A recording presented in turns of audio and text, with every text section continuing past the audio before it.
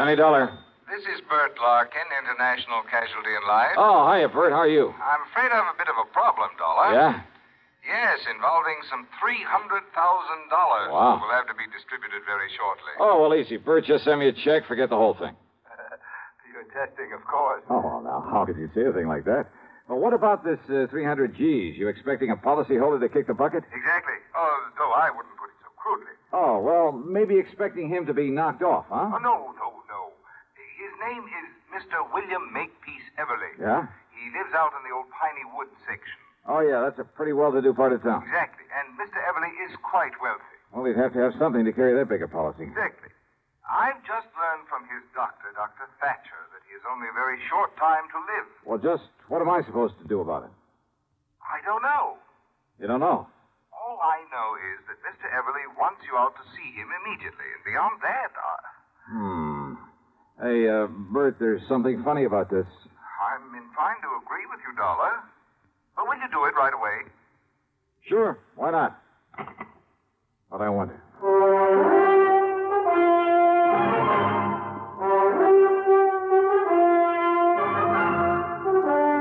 CBS Radio brings you Bob Bailey in the exciting adventures of the man with the action-packed expense account, America's fabulous freelance insurance investigator. Yours truly, Johnny Dollar. And now, Act One of yours truly, Johnny Dollar.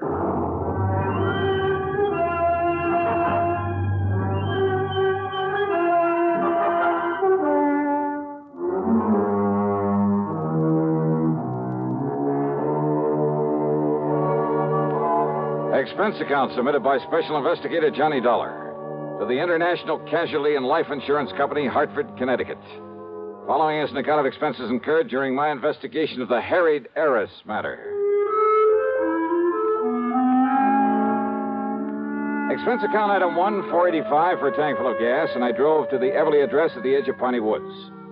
It was a beautiful old place in a setting of tall oaks and sycamore trees that spread protectively over and around the rather large frame house, with its slate roof, its cupolas and dormers and broad porches. Even before going in, I knew the inside was filled with heavy, overstuffed furniture and velvet draperies, gilded mirrors, that it had a kind of musty smell, perhaps a trace of camphor, and the parlor closed off except for very special occasions. It was that kind of place.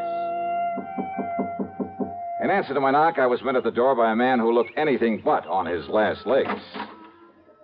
Mr. Dollar? Yeah, that's right. Good. Come in, please. Ah, thanks. But are you Mr. I'm Dr. Thatcher. I'm the one who called your insurance company. Oh, I see. At Mr. Everly's request. Or I should say at his insistence. Come along, please. He's in his bedroom upstairs. Yeah, sure. I'm afraid he has only a few days to live, Mr. Dollar. Early yesterday, I notified his stepson, Alfred Harker, but I haven't been able to locate his niece, Nancy Everly. And that is what has him upset. That's why he wants to see you. Oh? They're his only living relatives, by the way. Well, just what does he want me to do? Well, suppose I let him tell you. Oh, and although he realizes he hasn't long to live, he has no idea how short his time really is. All right. Please bear that in mind when you talk to him. Yes, sure. And above all, try not to excite him. Now, in here, please. Oh, okay, thanks.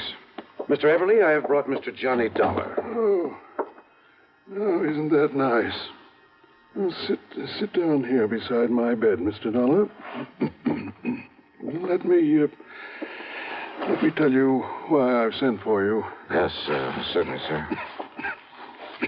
Well, young Thatcher here doesn't really know what he's talking about, but he seems to think I have only a few months to live. A few months? Of course, I don't believe him. Mr. Dollar, I'll probably end up outliving both of you youngsters. That's the spirit. Well, I hope you do, sir. But he's given me something to think about. My estate. What about it, sir? I've willed everything to my niece, Nancy. And my insurance automatically goes to her in the will. Or did you tell him that, Thatcher? I thought it better if you did. Yes. Well, Dollar, it's not only because she's been kind and loving over the years, but, well, she's had gumption enough to stand on her own feet. rather than depend on me for a living. Where is Nancy, Mr. Everly?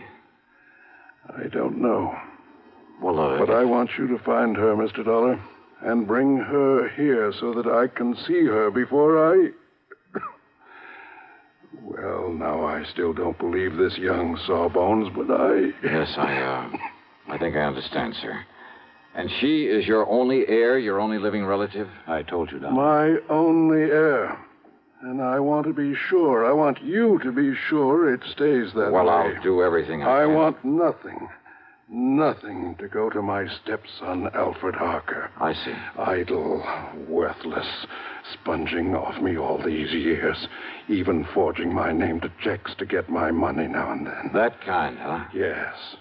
And if he finds out I'm leaving everything to her, there isn't anything he wouldn't do to... Please, take it easy, Mr. Everly. I'm all right. Well, of course, Nancy realizes this about Alfred, doesn't she? No. And that's why you must find her. Bring her to me. I'll certainly try, sir. Yes, you must. Please, Mr. Everly, And now if you... anything happens to me, you must protect her from him. You must. You... Dollar, quickly, hand me that hypo there on the track. Yeah, sure, Doc. Here you are. I was afraid he might get too wrought up over this. Oh. There now. Just relax, Mr. Everly. Relax. Yes. Thank you.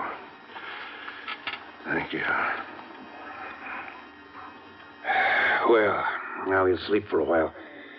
I was afraid he might get too excited. Yeah. And it sure looks like I got my work cut out for me. I'm afraid so. At least this Alfred Harker doesn't know that his stepfather's money, his insurance... I'm afraid he does, though. What's that? I didn't realize... Realize what? But when I called him and told him Mr. Everly was You dying... told him Nancy is the only heir? Yes, and I shouldn't have.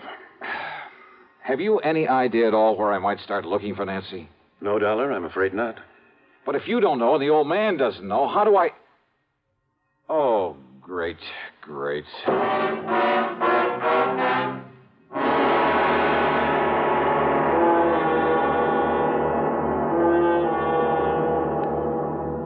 And now, Act Two of yours truly, Johnny Dollar.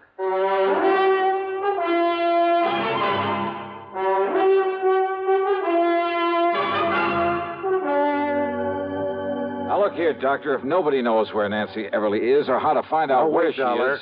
Yeah? Mr. Everly's stepson, Alfred Harker, always kept close tabs on Nancy's Oh, whereabouts. he would. Well, what do you mean? Sure, so that if anything happened to the old man, he could start sponging off of her. Now, look, it's Yes? important. Well, Mr. Everly said she doesn't know what a rotten character Al is. That's true. Because of his sweetness and light attitude, Mr. Everly never told her. Well, if he had, he wouldn't have to be so worried about what Alfred might try to do to her to get the estate. Very true. Unless I can get to Nancy first, she'll be a sitting duck for him. If only I hadn't told Alfred he's not included in the Well, inheritance. you didn't, that's that. Yet, if Mr. Everly's will specifies that Nancy's to be the sole heir... Oh, you never heard of a will being broken? Well, yes. Okay, where can I find Alfred? Well, he lives in a rooming house on the other side of town. Yeah, I'll write the address down for you. Yeah, do that. And remember, Dollar, he's not only bad, but clever. So be careful. Here, remember that. Sure.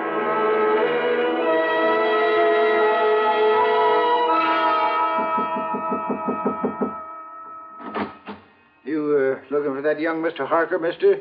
Yeah, that's right. Yeah, well, he ain't there. I'm the building super. Now, where can I find him? Don't ask me. All I know is he packed a couple of bags yesterday morning and left. All right, look here. I'm a private investigator. My credentials. Oh, say. If you'll just let me get into Harker's apartment. Oh, here. Here, this 5-spot be of any use to you? Oh, now, you know better than to ask that, young fella.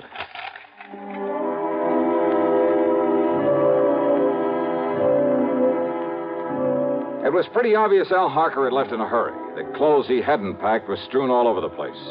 But luck was with me. On a desk, I found an airline timetable. One of the flights to Los Angeles had a check mark beside it. More important, I found the address of Nancy Everly, an address in Philadelphia, PA. I drove to the airport and spent item 2, $12.55 on a plane to Philadelphia. Then item 3, $6.25 for a cab to Nancy's address. It was a neat little apartment in the section they call Upper Darby. But instead of finding Nancy there... Why, no, Johnny Dollar. I'm Mary Ann Hooper. Oh, yeah. Now, Miss Hooper... But I know Nancy Everly from the office where we work together. Well, where can I find her, Miss So Hooper? when she moved out of town, I agreed to take over the lease on this nice apartment. Won't you come in? She moved out of town, you say? Mm-hmm. Where? Oh, she was transferred. She was a copywriter, you know. For whom? The name of the company you work for? Harden, Carmen, and Fisher. Oh, yeah, the ad agency. Mm-hmm. And they sent Nancy out to their Los Angeles office just a few weeks ago. Then Alfred must have found that out. Why don't you come in just a minute, Johnny? It's awful chilly out Hey, here. listen, do you have her address in L.A.? Well, no, but maybe at the office. All right, okay, thanks. Thanks very Johnny, much. has she done something wrong? No, she hasn't. What?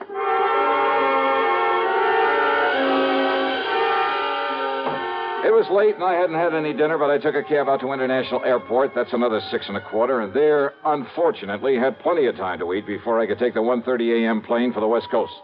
The meal is item 5, $3 even. Item 6, $161.60 plane fare to L.A. Item 7, another $6.25, taxi into the office of Harden, Carmen, and Fisher, where I had to wait for the joint to open up. Then I talked to the receptionist.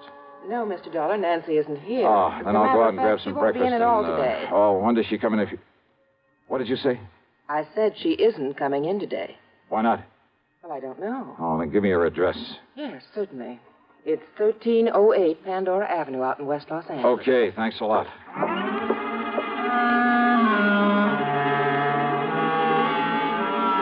So Nancy was in L.A. Al Harker had come to L.A. And Al knew he'd get none of Mr. Everly's estate unless... Unless what? Oh, I hadn't the least idea. But I knew that he was clever, which meant there was no time to waste in getting hold of Nancy. Item 8, $3.50 for a cab to 1308 Pandora, and there from the landlord... Oh, believe me, this was the one I hadn't anticipated. Oh, she lives here, all right, but she isn't here now. Well, she do you have left any on idea? a little trip a few hours ago. Trip, did you say? That's right. She and a real nice-looking young man. Do you know his name, who he is? No, I can't say that I do, but a real charming, nice. Well, look, do you know where they young went? Man. Oh, I sure do. Well, where? She said they were going over to Las Vegas. Vegas? And you know something? I think they're going over there to get married. Ouch. Now, back to yours truly, Johnny Dollar, and the Harried Heiress matter.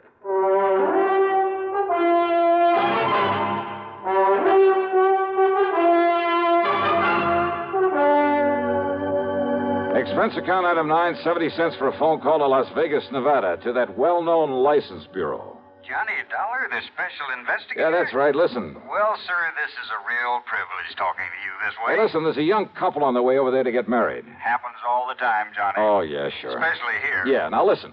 Their names are Nancy Everly and Alfred Harker. You want me to arrange something special for them to help them on their way? No. Somehow you've got to keep them from getting married. Well, now, unless you've got some legal reason, Johnny, some kind of court order or something. Oh, by the time I went through that, they could be married and gone. Yes, I guess that's So, true. look, you got to stall them. Somehow you got to keep that pair waiting. Well, now, Johnny, I'd certainly like to do you the favor. And do it. But unless I got some legal cause. You see, it works like Well, look, this. just you stall them off until I get there. I'll make it worth your while. Now, Johnny, that sounds like bribery. All right, call it anything you like. Just hold them up until I can get over there to Vegas. But on what excuse, Johnny? Anything you can think of, but do it. I'm on my way.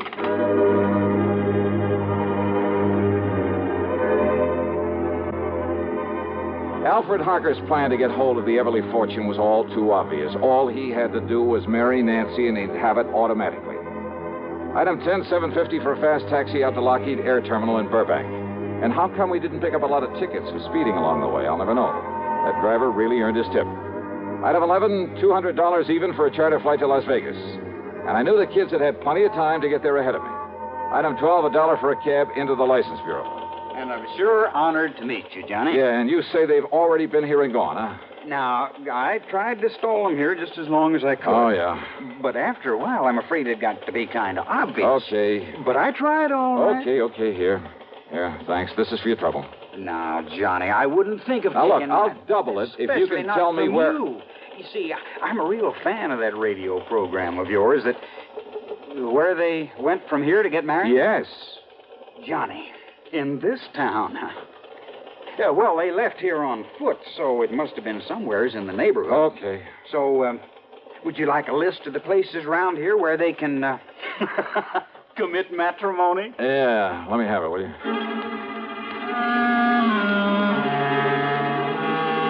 Item 13 is the 10 spot I accidentally left on the counter for him. Then I started checking every place in the area, every person who could seal the bonds of matrimony. Churches, marriage chapels, justices of the peace, even ordinary-looking private homes that were on the list. Hey, you know something? A lot of weddings take place in Vegas.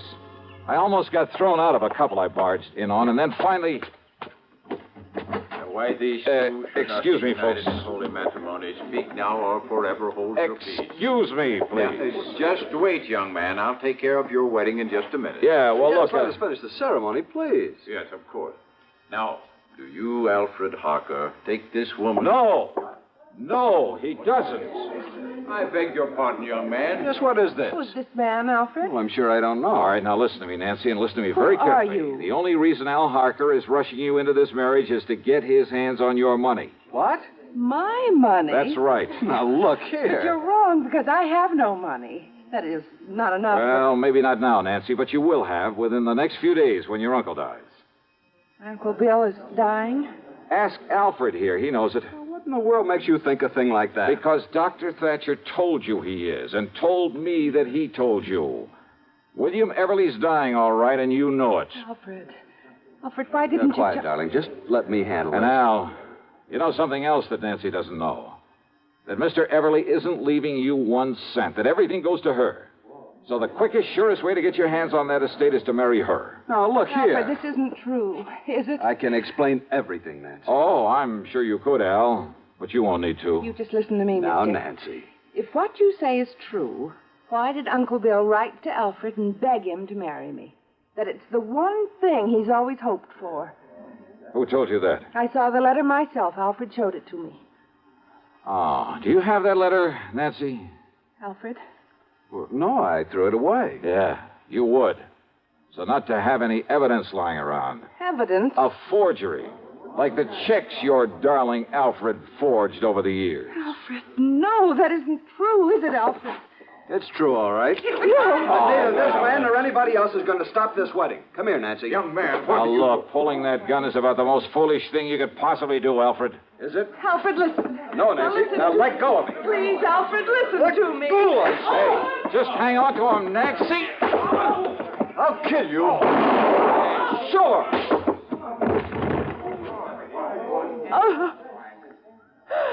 Oh, I'm sorry, Nancy. Terribly sorry.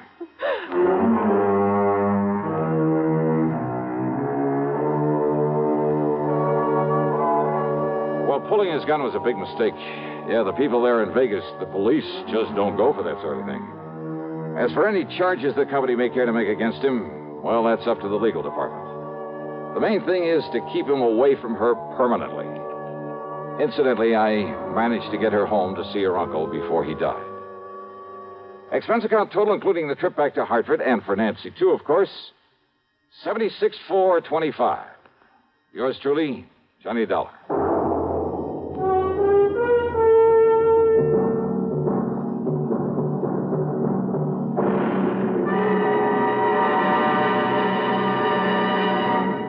Now, here is our star to tell you about next week's story. Well, first, let me shout a word of welcome to the network to station KFBK in Sacramento, California. Glad to have you with us.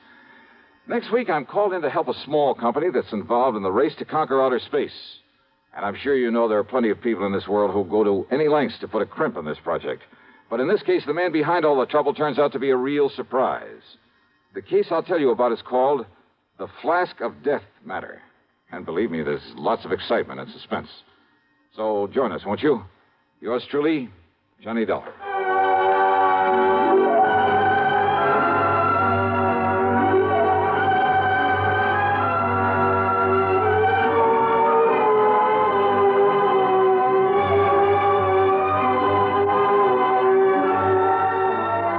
Yours truly, Johnny Dollar, starring Bob Bailey, originates in Hollywood and is written, produced, and directed by Jack Johnstone. Heard in our cast were Virginia Gregg, Jean Tatum, Lillian Fife, Marvin Miller, Russell Thorson, Bart Robinson, Forrest Lewis, Sam Edwards, and Harry Bartell.